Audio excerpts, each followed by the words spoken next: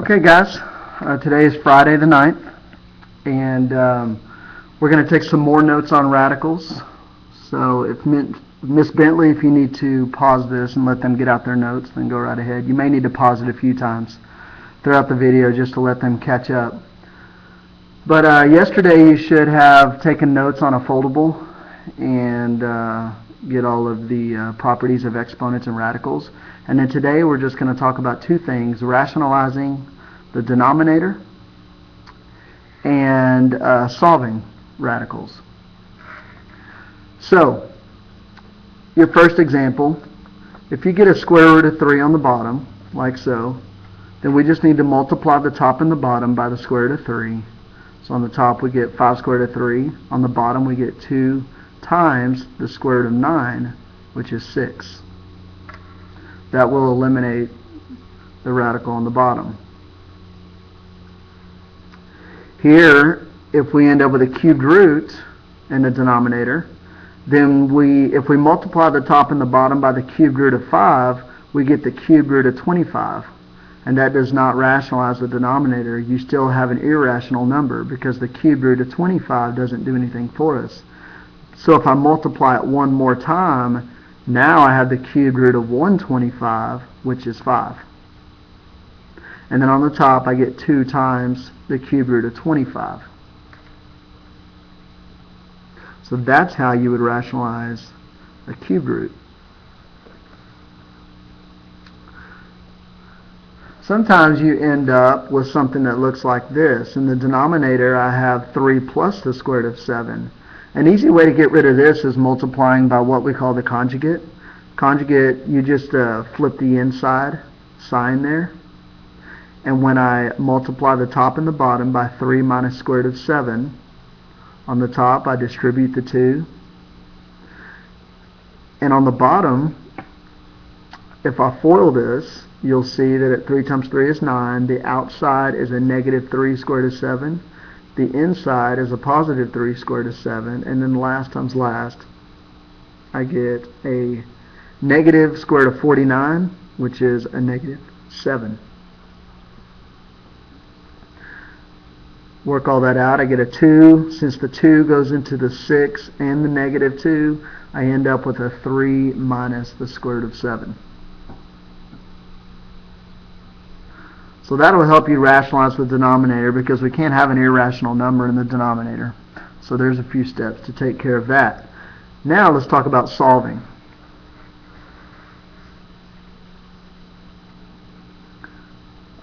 If I have a problem that looks like this, the square root of x plus 1 equals 6.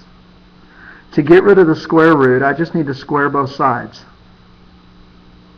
That will leave me with an x plus 1 on the left, a 36 on the right, and then when I subtract the 1, I end up with an x equals 35.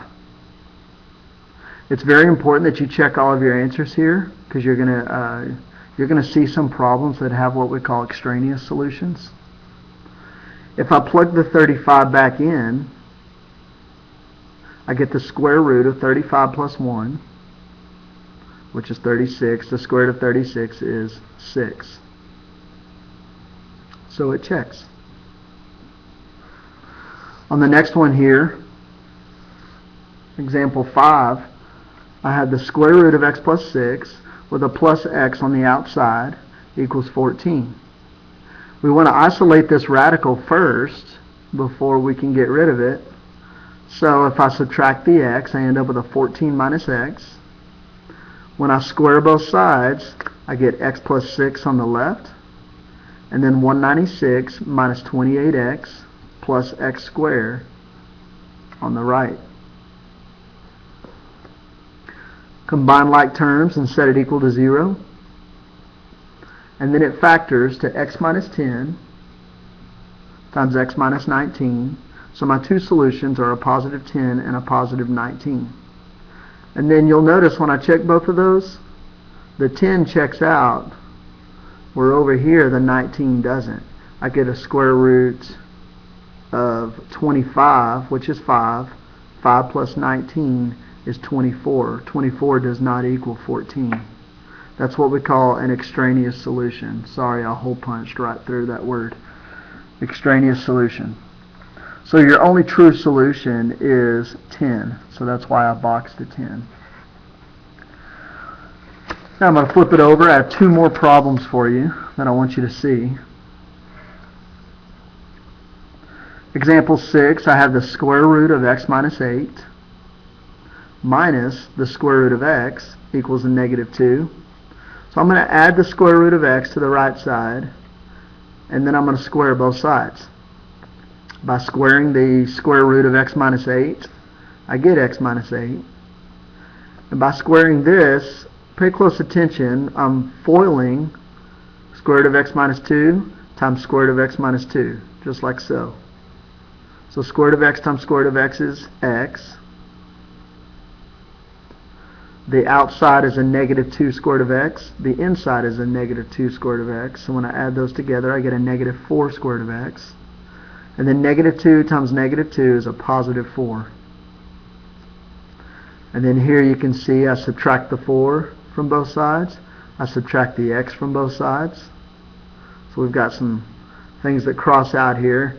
And I end up with a negative 12 on the left and a negative 4 square root of x on the right. Divide both sides by a negative 4. I get a positive 3 equals square root of x. And then when I square both sides, I get 9 equals x. And it does check when you plug that back into the original equation. And then lastly, we have example 7, the cubed root of 3y plus 2 with a minus 2 on the outside equals 0. Again, I'm going to isolate the radical. So I add the 2 to the other side, and then I cube both sides. By cubing a cubed root, I end up with 3y plus 2, and by cubing 2, I get a positive 8. And then I'm just going to solve for y. Subtract the 2, divide the 3. When I plug that back in, I get 6 plus 2 is 8. The cubed root of 8 is 2. 2 minus 2 is 0. So it checks. So if you check out my board, you'll see that homework 6A and 6B are both due on Monday. Yesterday was book work in the appendix, A21. And today's assignment is a small worksheet that should be laid out for you. So get your homework done. Have a good weekend, and I'll see you on Monday. Thanks.